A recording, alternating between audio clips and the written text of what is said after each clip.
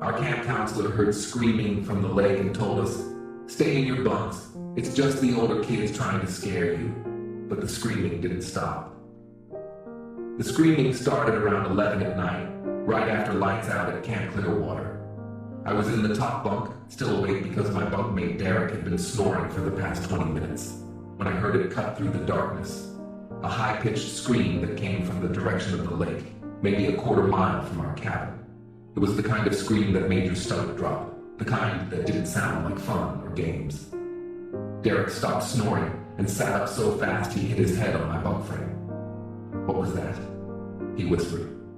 Before I could answer, another scream came, longer this time, and I heard movement in the other bunks.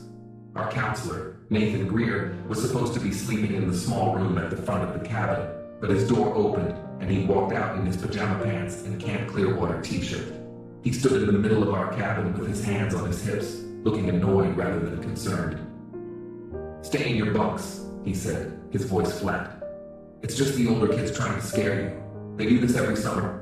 First week they always try to freak out the younger campers." Another scream came, and this one sounded desperate, almost pleading. I was 14, old enough to know what a prank scream sounded like versus a real one. My older sister Melanie had scared me enough times growing up that I could tell the difference. This wasn't someone trying to sound scared for fun. This was actual terror in someone's voice. "That doesn't sound fake," I said from my bunk. Nathan turned to look at me, and even in the dim emergency light by the door, I could see his expression harden. "Connor, I've been a counselor here for 6 years. Every single summer, the 17 and 18-year-olds camp out by the lake and try to mess with the younger kids. Last year, they had someone dress up in a mask and run past the cabins. The year before that, they played recordings of wolves howling. This is the same thing. Now everyone go back to sleep before I start handing out demerits." Derek looked up at me from the bottom bunk, his eyes wide. We'd only been at camp for 3 days, but we'd already learned that demerits meant losing privileges. 3 demerits and you couldn't participate in the climbing wall or the zip line. 5, and you had to skip the Friday night bonfire. Nathan ran his cabin strict, but the screaming continued. Not constant, but every 30 seconds or so, another cry would pierce the night. Sometimes it sounded like words, but I couldn't make them out. Other times it was just raw sound. I counted 12 campers in our cabin, all between 13 and 15 years old, and I could hear whispers starting up in the darkness, despite Nathan's order. "Maybe someone's actually hurt," a kid named Joshua said from across the cabin. He was in my swimming group, quiet but smart. "What if it's not a prank?" Nathan walked over to Joshua's bunk and stood there until the whispering stopped completely. "You want to know what happens when counselors overreact to pranks? Last summer at the camp across the lake, a counselor called 911 because he heard screaming. They sent 3 police boats and a helicopter. Turned out it was just some kids watching a horror movie on someone's phone with the volume up. That counselor got fired and the camp almost lost its license. I'm not making that mistake." He looked around at all of us. "Everyone stays in their bunks. That's final. The next person who argues gets 5 demerits." The cabin went silent, except for the screaming outside, which had changed pitch. Now it sounded hoarse, like whoever was making the sound had been doing it for too long. I lay in my bunk, staring at the wooden ceiling, my heart pounding. Something felt deeply wrong, but Nathan was the adult, the authority figure, the one who was supposed to know what to do. He'd been here for 6 years. Maybe he really did know better than us. Maybe this was normal for summer camp. I'd never been to sleepaway camp before. My parents had sent me here because they said I needed to build character and independence, which really meant they were sick of me spending all summer playing video games. Camp Clearwater cost them $3,000 for 4 weeks, and my mom had made me promise I'd follow the rules and not cause any trouble. So when Nathan said stay in your bunk, that's what I did, even though everything in my body was telling me to get up and go check the lake. The screaming continued for another 5 minutes, getting weaker and more sporadic. Then it stopped completely. The silence that followed was somehow worse than the noise had been. "See?" Nathan said into the darkness. "They got bored and gave up. That's what happens with pranks. They're only fun if they get a reaction." He walked back to his room and closed the door, and I heard the click of his lock. I looked down at Derek, who was staring up at me with an expression I couldn't read. Neither of us said anything because we didn't want the demerits, but I could tell he was thinking the same thing I was. That didn't sound like someone getting bored and giving up. That sounded like someone who couldn't scream anymore. I don't know if I actually slept that night or if I just lay there in a state between waking and sleeping, listening to the sounds of the forest outside. At some point, the sky started getting lighter, and I could hear birds beginning their morning songs. When the wake-up bell rang at 7, Nathan opened his door and acted completely normal, like nothing had happened. "Rise and shine, gentlemen. Breakfast is in 30 minutes.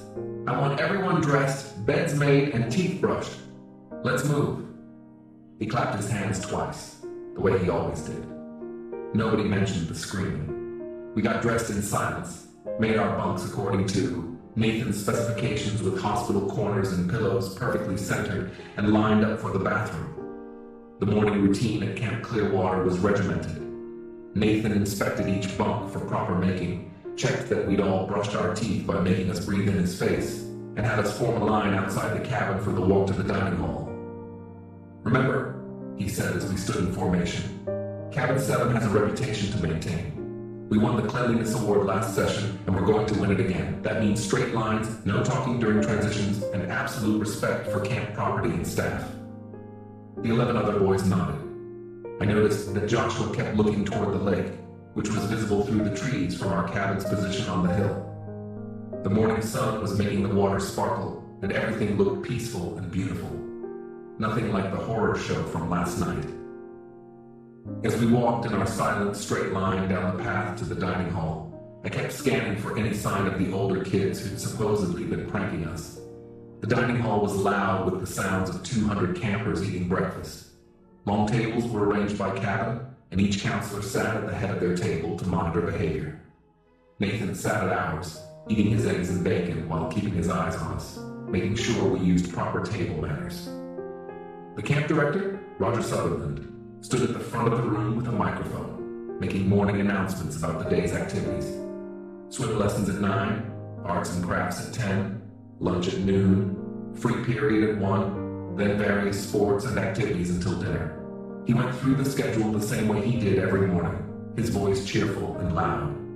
"And remember, campers, Camp Clearwater is about building friendships, developing skills, and creating memories that last a lifetime. Let's make today count." The room erupted in the obligatory cheer, and then we were dismissed by cabin number. As cabin 7 stood to leave, I saw 2 counselors talking urgently near the kitchen door. One of them was holding a walkie-talkie and looked pale. Roger walked over to them quickly, and their conversation became animated but quiet. We were heading to the swimming area for our morning lesson, when one of the lifeguards came running up the path from the lake, moving so fast he was almost sprinting. He ran past us without even acknowledging Nathan's greeting, heading straight for the camp director's office in the main building. Nathan watched him go with a frown, then turned back to us. "Keep moving. We're going to be late." But I noticed his confident tone from earlier had wavered slightly. The swimming area at Camp Clearwater was beautiful, a roped-off section of the lake with a floating dock and a designated shallow area for beginners. Our swim instructor, a college student named Amy Chen, was usually early and enthusiastic, but this morning she wasn't there when we arrived. Nathan checked his watch, looking irritated. Typical. The activity instructors here have no sense of professionalism. We stood on the beach in our swim trunks, waiting, and I used the opportunity to scan the lake more carefully. The older kids' camping area was on the far shore, maybe half a mile away. I could see tents set up, and what looked like the remains of a campfire, but no movement. Amy finally appeared 15 minutes late, but she didn't look her usual cheerful self. Her face was red and blotchy, and I could tell she'd been crying. She was also wearing her regular clothes instead of her swimsuit and lifeguard outfit. "Swimming is canceled this morning," she said, her voice shaking. "Everyone needs to return to their cabins immediately." Nathan stepped forward. "What? Why? This is scheduled activity time. You can't just cancel without clearance from Roger." Amy looked at him, and I saw something in her expression that made my stomach clench. "Roger is the one who sent me to tell you. All morning activities are canceled. Everyone goes back to their cabins and stays there until further notice." Nathan's face reddened. This is ridiculous. If this is about the prank last night, I already handled it. The older kids were just being stupid, but everything's fine now. My campers need their swimming lesson. Amy's voice rose, and I could hear the anger underneath her grief. Nathan, go to your damn cabin, now. That's not a request. She turned and walked away before he could respond, heading back toward the main building. Nathan stood there for a moment, clearly furious at being overridden, but he had no choice. Fine, cabin 7 back to quarters, and you can all thank the idiots who thought it was funny to pull pranks and disrupt the camp schedule. We walked back in silence, but this time the silence felt different, heavier. When we got to the cabin, Nathan unlocked the door and ushered us inside. Free time, I guess. Stay in the cabin. I need to go find out what's going on. He left, and the moment his footsteps faded, the cabin erupted in conversation. Someone definitely got hurt, Joshua said immediately. Did you see Amy's face? She was crying. Derek nodded from his bunk. And that lifeguard was running, like really running. People don't run at camp unless something's wrong. I thought about the screaming, the way it had sounded so desperate at first, then gotten weaker, then stopped. What if it wasn't a prank? I said quietly. What if someone was actually in trouble and we just lay there? The other boys went quiet. Nobody wanted to think about that possibility. We waited in the cabin for 2 hours. Through the windows, we could see counselors and staff hurrying back and forth between buildings, and at one point, 3 police cars drove up the main road into camp. Not security guards or park rangers, actual police with lights flashing. Joshua, who had the bunk near the window, gave us a running commentary. There's a cop talking to Roger outside his office. Roger's crying. Holy shit, Roger's actually crying. I climbed down from my bunk and went to look. Camp Director Roger Sutherland was a large man in his 50s who always projected authority and confidence. Seeing him with his hands over his face, shoulders shaking, was surreal. Something terrible had happened. We just didn't know what yet. Nathan finally came back to the cabin around 11, and his face had completely changed from the confident, dismissive expression he'd worn all morning. He looked pale and shaken, and he wouldn't make eye contact with any of us. Pack your things, he said quietly. Camp is being evacuated. Your parents are being called to come pick you up. Derek raised his hand tentatively. Why? What happened? Nathan's jaw clenched. Just pack. You'll find out soon enough. But we found out before we even finished packing because one of the camp maintenance workers came into our cabin to check something with the electrical panel, and he was talking on his phone loud enough for all of us to hear. Yeah, they found her around dawn. One of the early morning fishermen saw her floating near the dock on the far side. Been in the water for hours. Police are saying drowning, but they are investigating because of the circumstances. He paused, listening to whoever was on the other end. 17. She was one of the senior campers, Lily Morrison, I think her name was. Apparently she'd gone swimming after the campfire ended and never came back. Her friends thought she'd gone back to her tent, but when they woke up this morning and she wasn't there, they reported it. Too late by then. I felt like someone had punched me in the stomach. Lily Morrison. I didn't know her personally, but I'd seen her around camp. She was a CIT, a counselor in training. The maintenance worker finally noticed we were listening and quickly left, but the damage was done. We all stood there in various states of packing, staring at each other. The screaming, Joshua said, his voice barely a whisper. That was her. She was drowning and screaming for help, and we just stayed in our bunks. Derek looked at Nathan, who was standing frozen by the door. You said it was a prank. You said it was older kids messing around. Nathan's face flushed red. I didn't know. How was I supposed to know? It sounded exactly the same as every other year when the kids pull their stupid pranks. This isn't my fault. But it was his fault, and everyone in that cabin knew it. A girl had been drowning in the lake, screaming for help, and our counselor had told us to ignore it. Had locked himself in his room and refused to check. Had threatened us with demerits if we tried to help. I thought about those 12 screams I'd counted, each one getting weaker. 12 chances to save her. 12 times we'd done nothing, because an authority figure had told us it was nothing. My parents arrived 6 hours later to pick me up. By then, the story had spread through the entire camp. Lily Morrison had been swimming with friends after the evening campfire. They'd all gone in the water around 10, but it had been dark and they'd been careless. The lake had a drop-off point about 40 feet from shore where the depth went from 5 feet to 20 feet in the span of a few yards. Lily had apparently swum past that drop-off and gotten into trouble. Her friends had been back on shore by then, drunk on beer they'd smuggled into camp, and hadn't noticed she was missing until it was too late. When they finally realized she wasn't with them, they'd started calling her name, but they were too intoxicated to organize a proper search. They'd assumed she'd gone back to her tent, but Lily had been in the water the whole time, struggling and screaming. The police estimated she'd been conscious and fighting for at least 15 minutes before she drowned. 15 minutes of screaming that multiple cabins had heard. 15 minutes where Nathan and 3 other counselors had dismissed the sounds as pranks. My mother hugged me so tight when she arrived that I could barely breathe. My father stood behind her, his face grave as he listened to the camp director explain what had happened. Other parents were arriving too, all of them angry and demanding answers. How had this happened? Why hadn't the counselors responded? What kind of supervision were these kids receiving?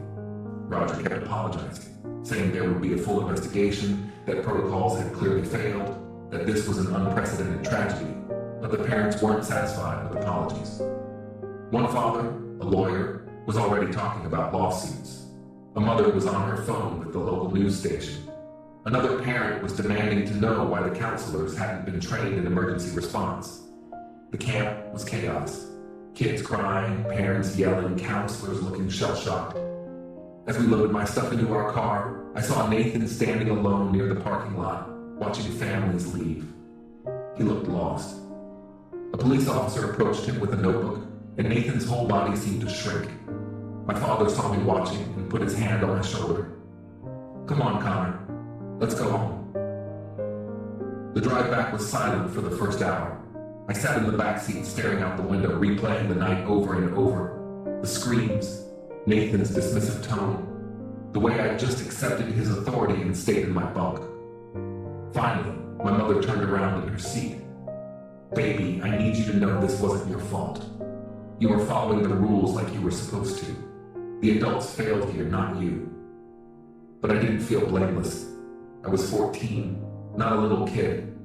I'd known something was wrong. I'd heard the difference between a prank scream and a real one.